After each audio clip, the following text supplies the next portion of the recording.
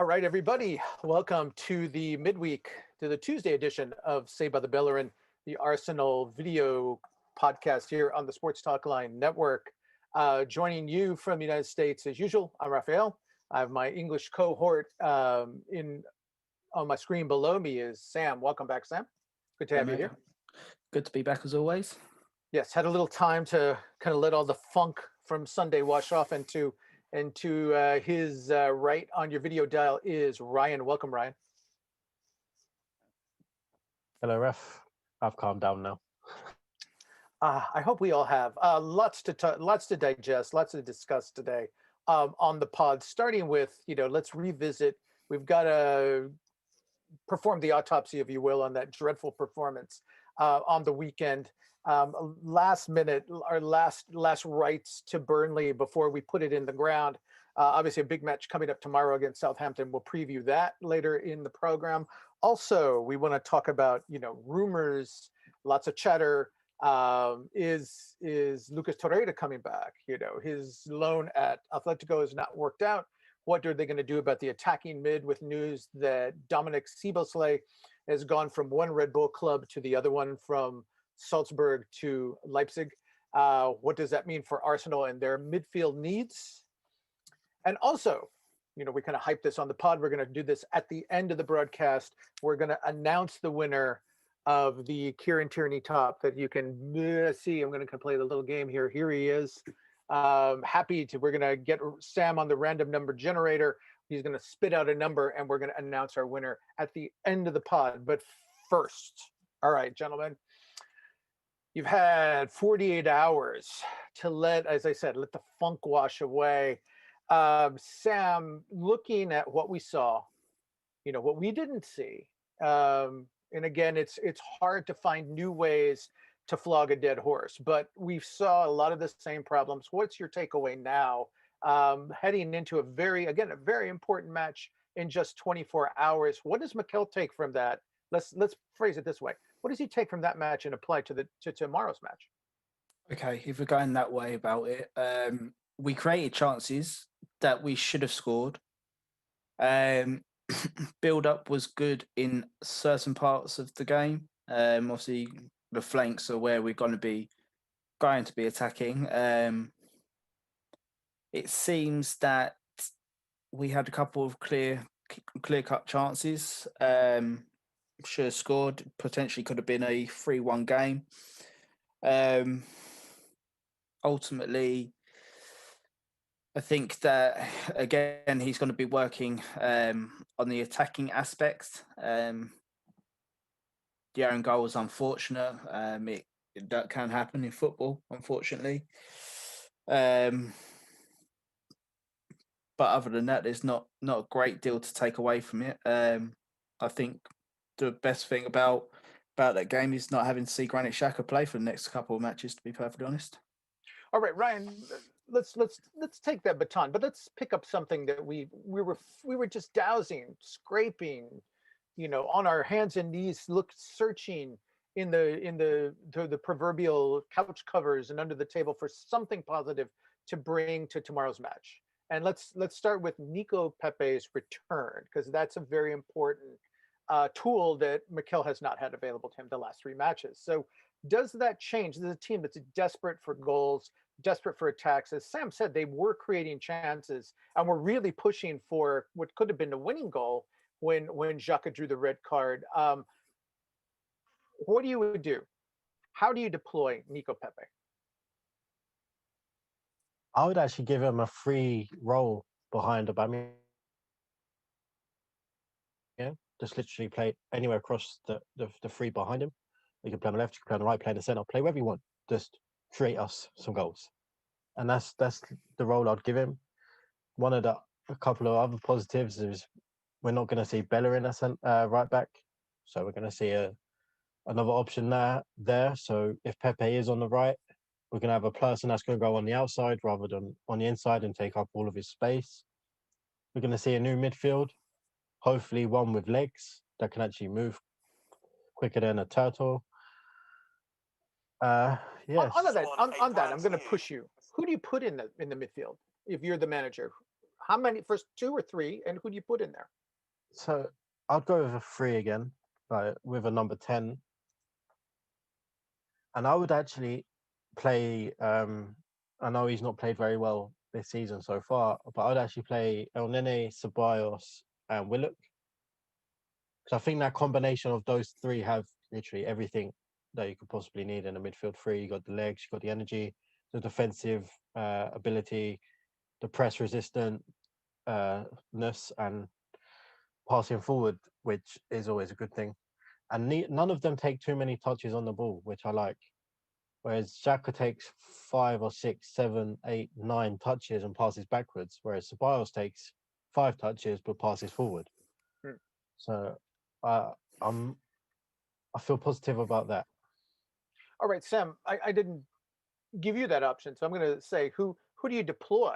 And again, we talked about this on the match that we saw Nico Pepe in the Europa matches playing on the left side, and you both talked about how you'd prefer to play him on the left side. But Ryan was just talking about the benefits that he'd have on if he was back in his traditional spot on the right, if he had Cedric behind him, because those two seem to work in sync a lot better. Let's go back to let's revisit that. Where do you play Pepe? And then again, I think a similar, very intriguing question because we know it's the problem spot on this club.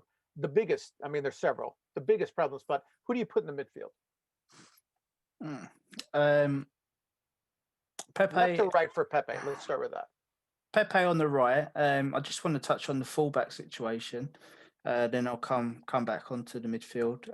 The fullback, I would probably put in Ainsley Maitland-Niles, because when them two have played with each other down the right hand side, they have linked up very well. And obviously, Ainsley getting his England caps has been him playing as a wing back, fullback, and I think now in his career, he's really got to define that position for himself. He can't really be seen as, oh, he's the guy that's the utility player, because that utility player will never be a regular in the team. He'll be one that comes in as and when. So I think if Ainsley Maitland-Niles is smart now, he'll try and define himself as a fullback, wing back, and forget the centre back dream. But in regards to who plays in the middle, I would say that I'd have to go with Ryan in terms of El Neni, Willock, and Ceballos. The three would potentially complement each other well. As Ryan said, they've got legs in that midfield, forward passing. I think with El Neni in there, it gives Ceballos a bit more freedom to go forwards. Because obviously we've made our comments on him and him basically towing the truck when he's running. So I think if Willock will potentially be the third man runner, Ceballos being the advanced playmaker of the three, and El Neni just holding at the base, it complements very well. Okay. Let's stay with the match. Let's stay with the opponent, and then we'll deal with the off-field matters next. So Southampton in 24 hours, actually less than 24 hours. The match has been moved a little earlier, which is one of the reasons we're giving our the shirt drawing today. But Ryan, surprising club, Southampton. They're usually in Arsenal's position, kind of struggling for their lives. They're in the top four right now. What's working for them, and what from that successful recipe for Hasenhüttl is going to be problematic for this squad tomorrow? I think the main thing that's working for them at the moment is all of their players have brought into how he wants to play. They all fit the system. He's got all the players he needs for his system, and it just works. Like, their wingers track back, they work hard, they get forward. It also helps when you got a striker like Danny Ings and then a backup striker like Che Adams who can chip in with goals. And then you've got James Ward-Prowse, who you give any sort of free kick on the edge of the box and it's almost like a penalty for him. The defence is quite solid. They don't seem to concede many goals. They did concede 3 against United, but they're very sound defensively. They're quite hard to break down, which we don't want to hear right now because we can't break down many things.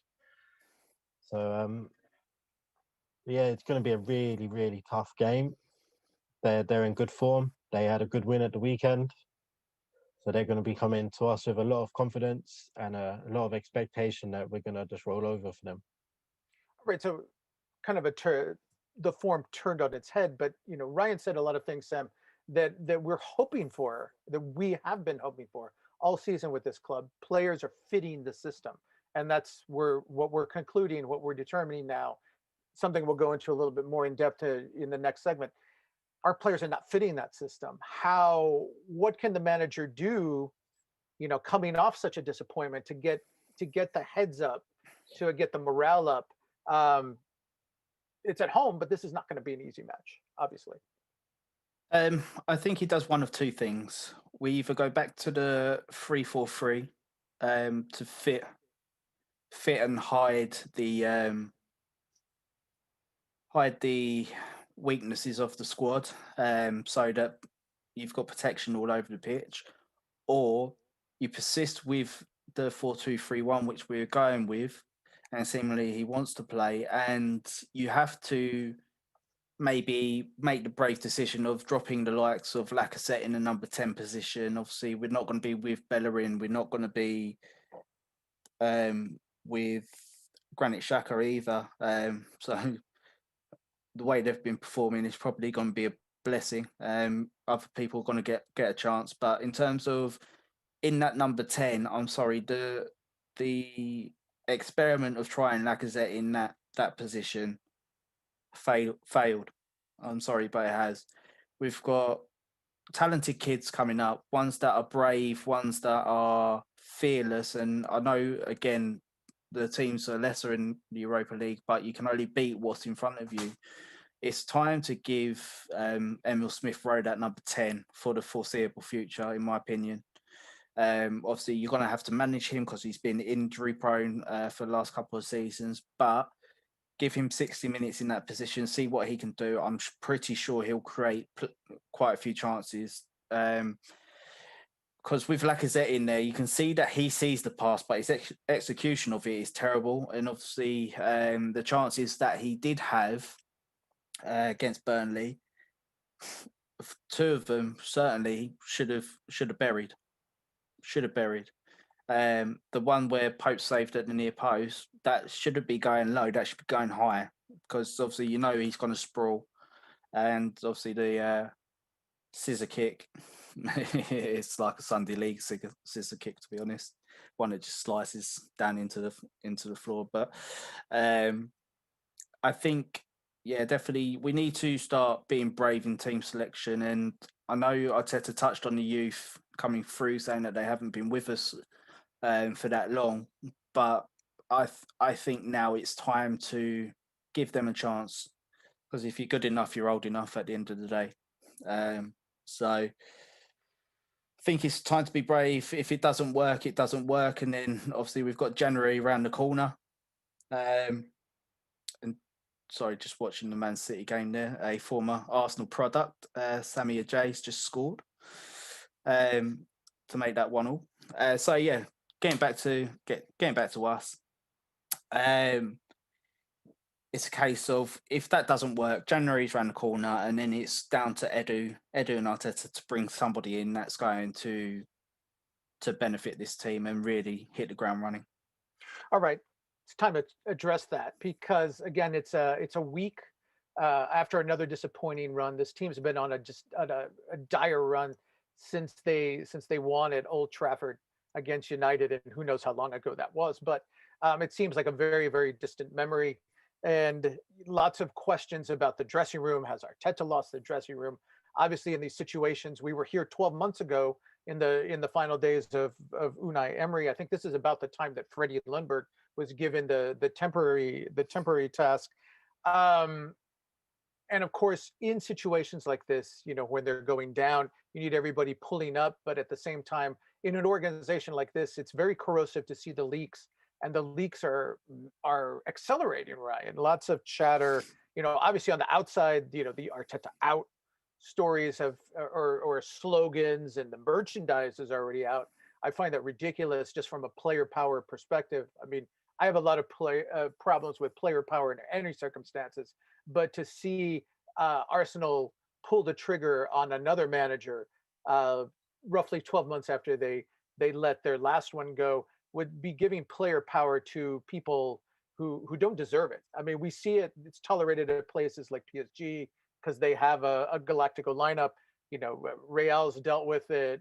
You know, Messi's Barcelona teams have dealt with it, but that's Lionel Messi. There's no Lionel Messi on this squad.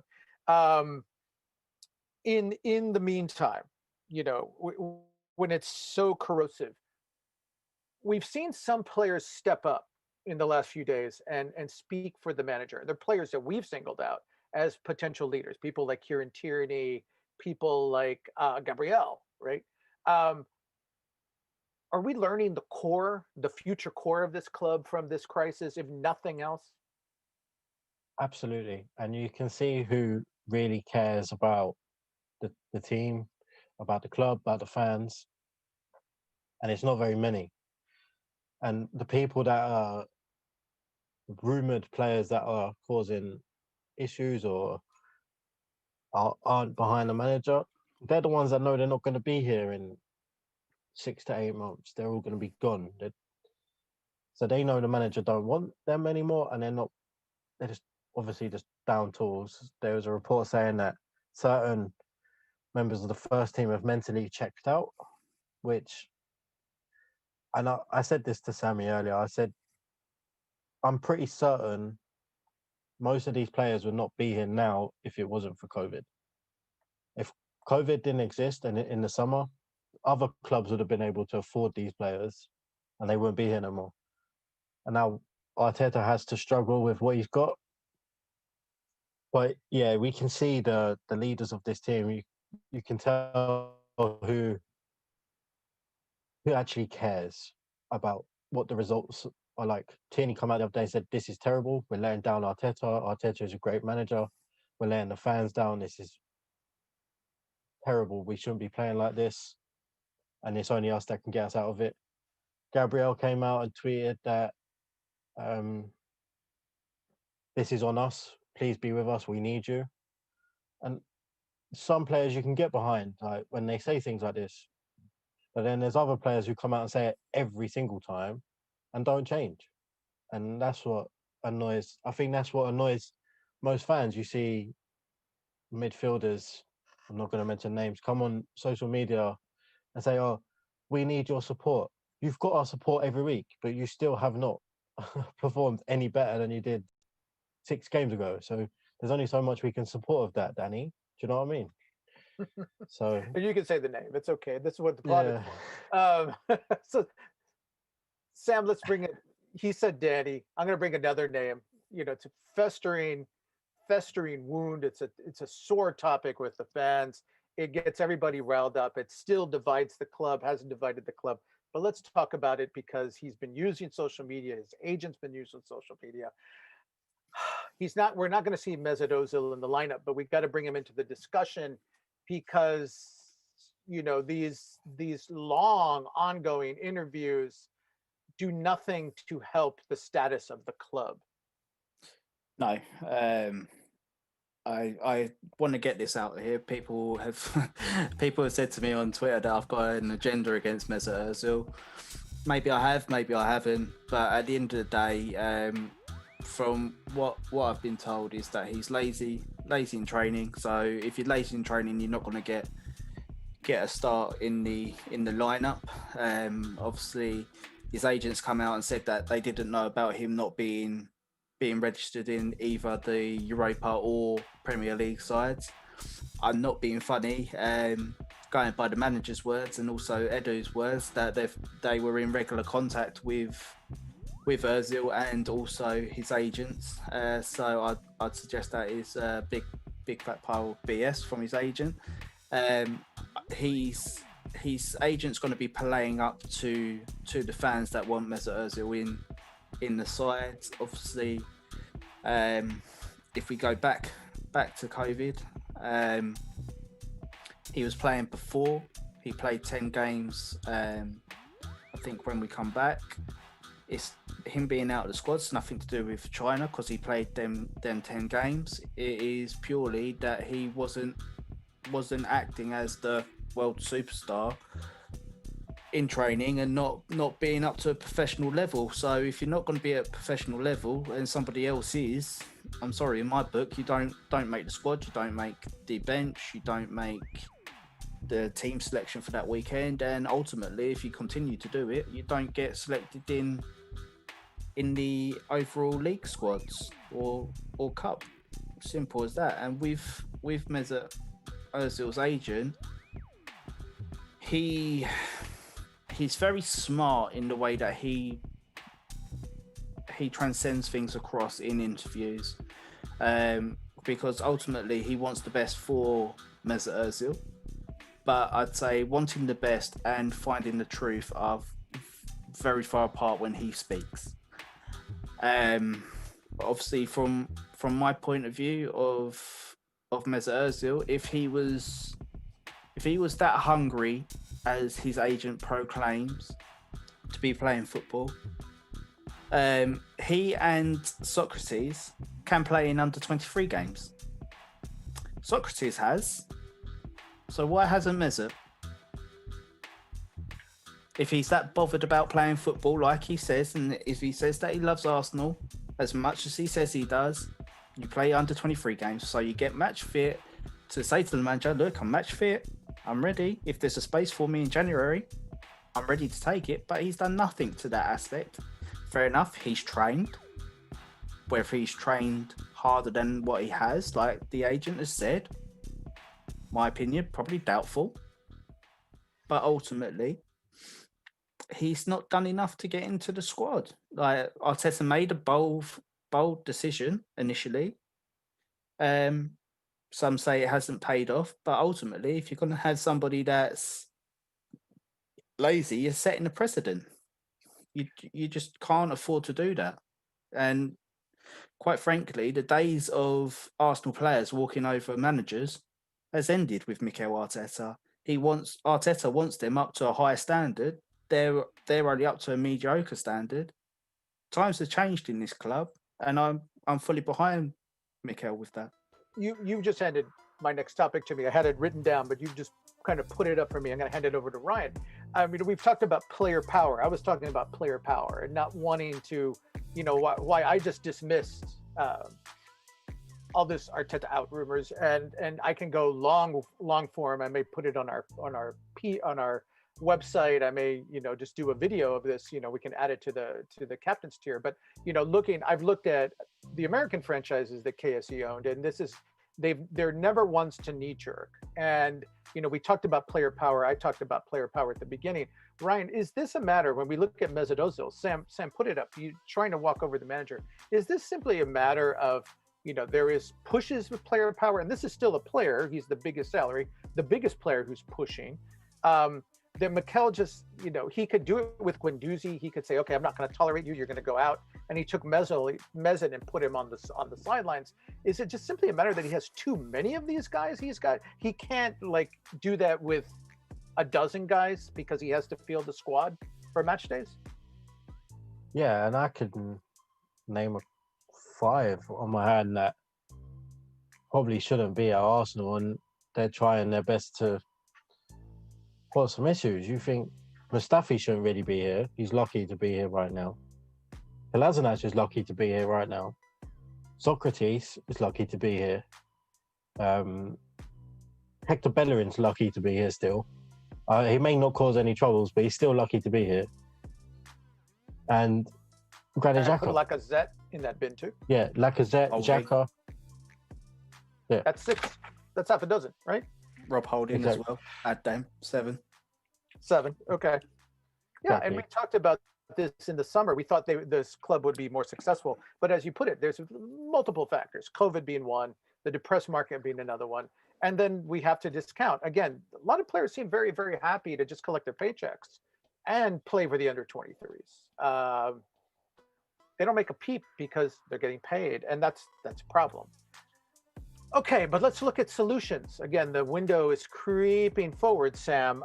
One big target has fallen off Dominic Siebesley. We took so much trouble to learn his name, and we learned today, his deadline for announcing whether he was going to make himself available to other clubs was, I believe, yesterday, and it was quickly announced that he has moved from Red Bull Club to Red Bull Club. He's going from Red Bull Salzburg to Red Bull Leipzig. So he is off the table. He was kind of a preferred target. Arsenal, as Sam was saying in the last podcast, was confident enough to put its name out and say, we're pursuing him, we like him, which kind of raised the stakes. But now it seems the German club got him for less than his advertised fee. So that's what happens when you go internally. Where does that put Arsenal? Obviously, Sam, they're still going to be looking for an attacking mid in 3 weeks. Where do they look now? Well, I'm still going to stick with Szoboszlai. Apparently, David Ornstein said this morning that Arsenal was still in the race for him. So okay, maybe it's not the end of the race for him right now. But ultimately, if it does transpire that he has chosen Leipzig, which probably will be the case, the easier route for him, so to speak. I think Arsenal have got one of many options, to be perfectly honest. They can potentially wait and see in the window to see who moves where and see whether any certain midfielder would be deemed sellable, therefore after a move. But ultimately, I think that Arsenal will be knocking on Leon's door again for a while, and saying to him, look, your league is in dire financial trouble. You need money. You made 100 million loss in the summer. That loss has just been compounded even more by the lack of TV money. So our offer still stands. So that's probably the most plausible. Another name was Buendia from Norwich. Obviously, being a championship player, you'd think that he'd be attainable. But ultimately, I think with Arsenal and what Arteta needs to look at now is not going for a fancy name and really looking at players that fit our system and the system that he wants to play. And obviously people can pinpoint to Chelsea and go, oh yeah, you can spend X amount on all these high quality players. It's been proven today, and it's been proven throughout the season, that if they don't click, it's not going to work. But ultimately, if we look for players with specific traits that fit certain positions and fit what Mikel wants to do, I'm fine if they're not a flashy name, as long as they do what they're supposed to do, mixed in with top quality players, then I'm all for it. Please. Sorry to interrupt, but there's a fans forum going on tonight with Vinay and Edu. Edu confirms that Arsenal are looking for a player with creativity in the middle, just as you're saying that. Lovely. So it's confirmed we're looking for that. Lovely. So maybe we'll sell the Szoboszlai in shirts, right? Potentially. But as I'm going to do a little tease into our little spin-off, Ryan and I, the At the Bar, a little tidbit for who I'm going to be looking at and talking about, and I'm going to say Marcel Sabitzer from RC Leipzig. That would be my choice, and I think that he fits our system, but you'll have to wait to hear more from me on that, so you'll have to tune into that show. All right, and if you're not clear on what it is, it's a value added here on the pod.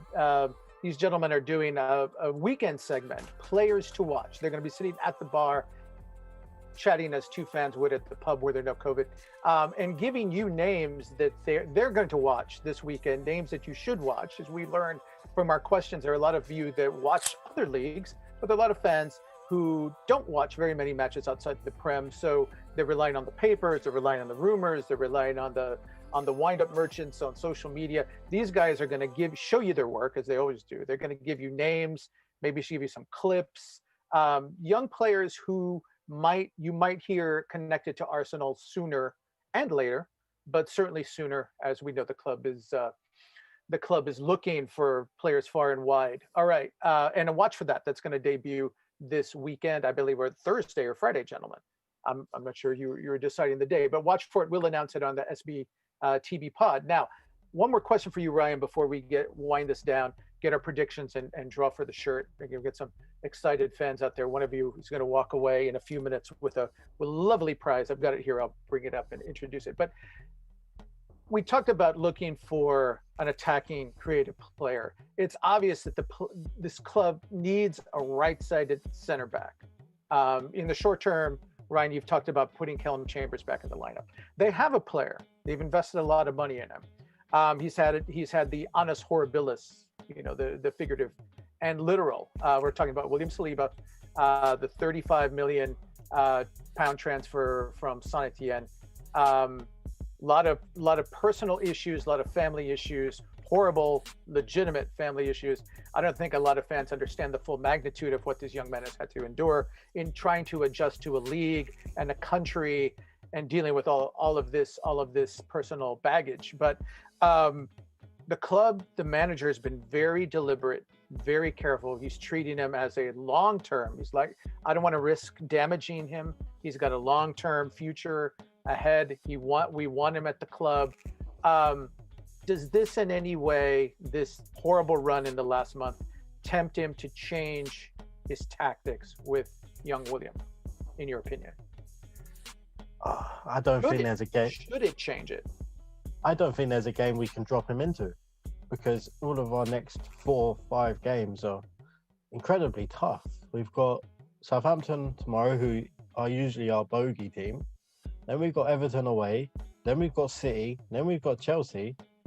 I'm looking at them thinking, do we really want to give William Saliba his competitive debut in one of those? I mean, maybe tomorrow when we're at home and fans are looking for a reaction, they're looking for a change in the team. Maybe tomorrow, maybe against City in the Cup. I don't think many fans are fussed about the Mickey Mouse Cup, so maybe play him against them. But I think for the betterment of him, maybe a loan in the Premier League, which David Ornstein reported today, would be a better option for him while we're in this mess. Any clubs fit that description that would benefit him and not stress him, but let him really kind of get a long run of matches? Yeah, there's a few in the Premier League which I would personally like to see him at. I wanted to see to play for a club that likes playing out from the back, like having the ball. Someone like Aston Villa, someone like Brighton, West Ham. Some of these who play in multiple formations, the 3-4-3 or a 4-3-3 or 4-2-3-1.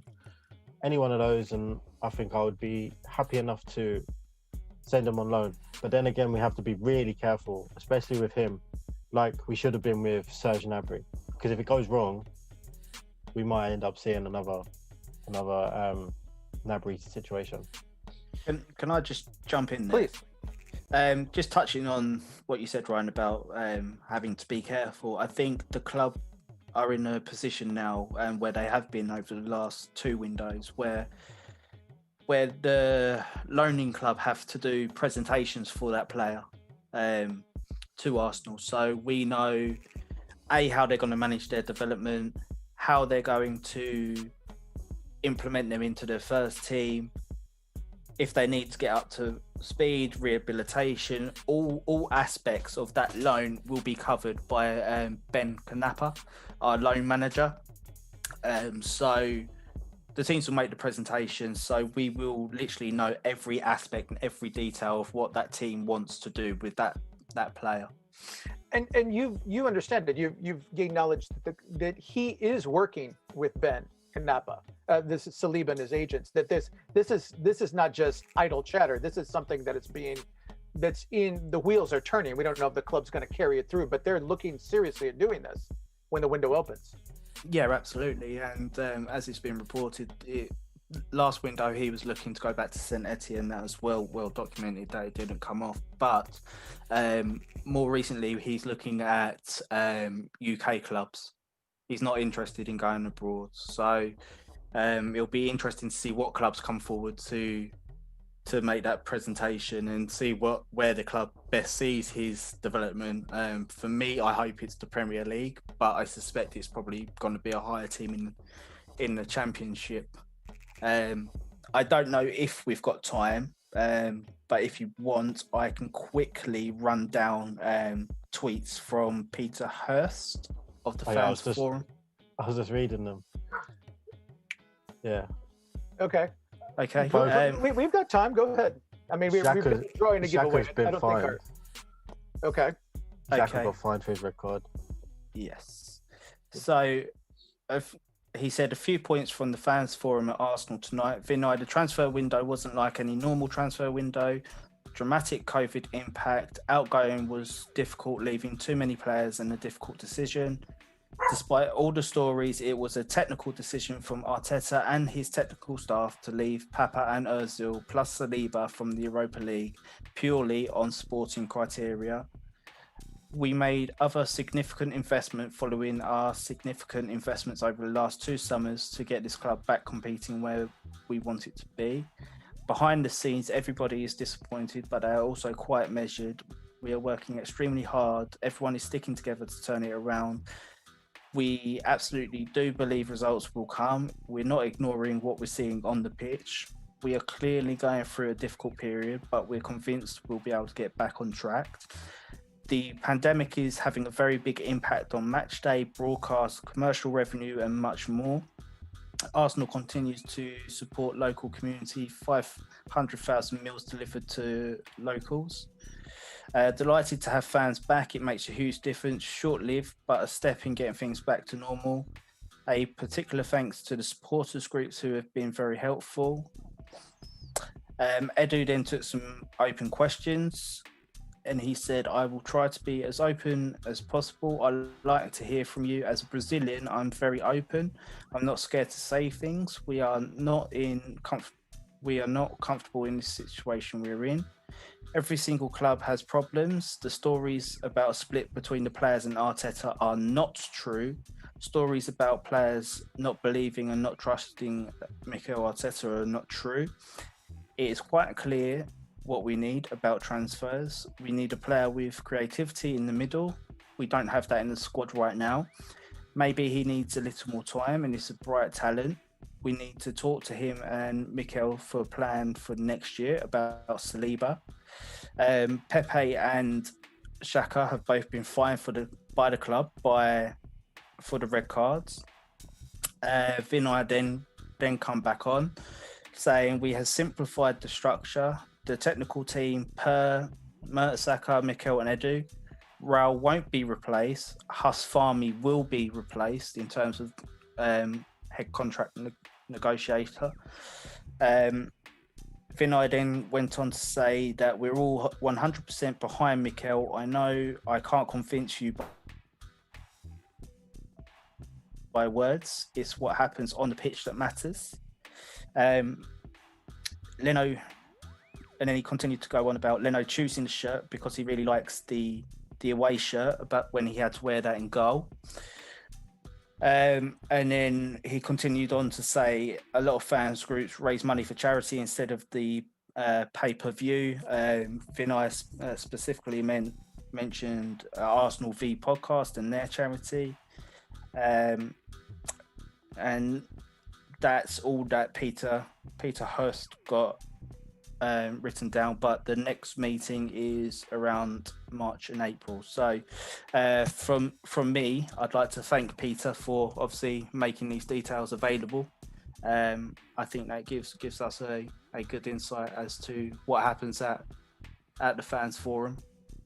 And yeah, it's quite interesting. I know we could probably go on and speak about these points for another hour, but obviously Time's of an essence for Time is of some the things. essence, and the matches of the essence. Very quickly before we get to our drawing, let's brave this. Let's offer prediction. I'm going to go against form, completely against form. Put on my rose-colored glasses. I think this team has struggled. This team in the last 2 matches has had a lot of opportunities to score. Some of them is down to, as you said, people just fluffing their lines. Players who should be scored or not scored, or hanging their heads, or just not. The confidence level is very low. But I also think they're due a break. All the breaks are bad ones right now. So I'm going to say 2-1 win, being at home. This is a bogey team. I mean, it could just blow up in my face, but this team is due. I'd like to think that they are still pushing hard. I want to believe that. Ryan, I'm going to let you step up and take the next swat at the prediction. I'm with you. I'm a lot more enthusiastic and positive about this team. I took my emotions out of it. I looked at the squad and thought, yeah. But I'm positive. I'm going to go with an Arsenal win. It's going to be a very nice Arsenal win. It's going to be a 3-0. We're all going to be very happy. All right, Sam, you bring this up.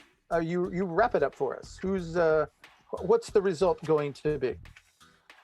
Unfortunately, I'm not as optimistic as you guys. I'm going to go for a very scrappy 1-0 win. And I'll say, when I say scrappy, I mean real scrappy. Something like a goal in like last couple of minutes of the game, scrappy. Penalty, something like that. Yeah, but I'll take it. I'll take any result at this point. All right, we want to thank all of you for staying with us through the pod, and now we've come to a very exciting moment for us in our still young pod. We are going to give this lovely item away. It is a signed Kieran Tierney top. I'm going to take it out for a moment and kind of show it off to the fans. So this is a gift, and this is a thank you to all the members who signed up for our captain's tier. We will have more in the new year. If you did not sign up, you did not get an opportunity to do this, but here it is. Kieran Tierney, you can see, if I bring it forward, there you go. You can see his signature there. This is legit. This is come from the club shop. And again, we're very happy to give it to one of our loyal supporters. You've done great by us. You kind of helped us grow. We plan on adding more features, obviously at the bars coming up this weekend, or this before the weekend, and that's going to continue on. We're going to try to put more of you in this fourth chair over here to my left. Bring some of you on the pod. So want to keep that in front of you. And again, thank you all so much, and thank you all of you who just watch us week in and week out. Sam's got a random number generator, and he's going to click off a number. He's going to give me the number that's chosen, and I will read it off our subscriber list, and we'll let you know who gets the Kearney top. Sam. Right. So it's between 1 and 6. Yeah. So good luck to those involved. So the still don't screen. We don't see your screen if you're trying to put it on. Seems that my full transparency here on the pod. We want you to see the number. So he's got the number, I've got the list, and we'll go from there. All right. I have fully frozen for some reason. Okay. Well, we're going to trust you. Run your generator and give me a number. Hold on. Okay. The whole lot's frozen. Oh, 2 no. seconds. Oh no. I may disappear in a minute. I'm sorry about this. You're still there. Oh, Ryan, do you want to try it? Well, he's frozen. We want to show the fans that we're. What's the website to get out? Or just pull up any random number generator. Just put it on screen share so we can see you draw the number. Or I can do it. I guess if we need to do that.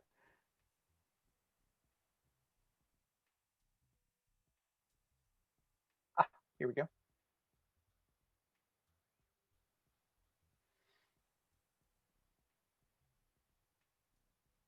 Here it comes, Sam. Are you going to let Ryan? Do you have yours ready? Sam, you need to withdraw from the screen share so we can put Ryan's generator up. Yeah, sorry, I can't do anything at the moment. I've just got black screen. Hold on.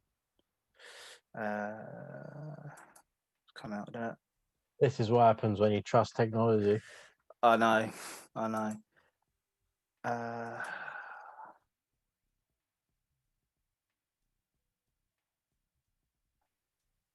There you up. He's out. Okay. I know. Ryan, do you Right. want to pull it up? And just give me a number. Okay. Is the screen share being funky today? There we go. Can you see it? So There we go. All right. yeah, so And hit your, there's your generator. 4. It is the Number number four. 4. All right. So drum roll, please. We go back to, you can come out, you can bring us back. Number 4 on our list. Tom Wright, congratulations. You are the winner of the signed Kieran Tierney top. All right, you've done it. I believe we have your email address, but if you want to send us a mailing address, we'll be happy to put this in the post and get it winging its way to you as quickly as possible. So, Tom Wright, again, you are the winner of the signed Kearney top.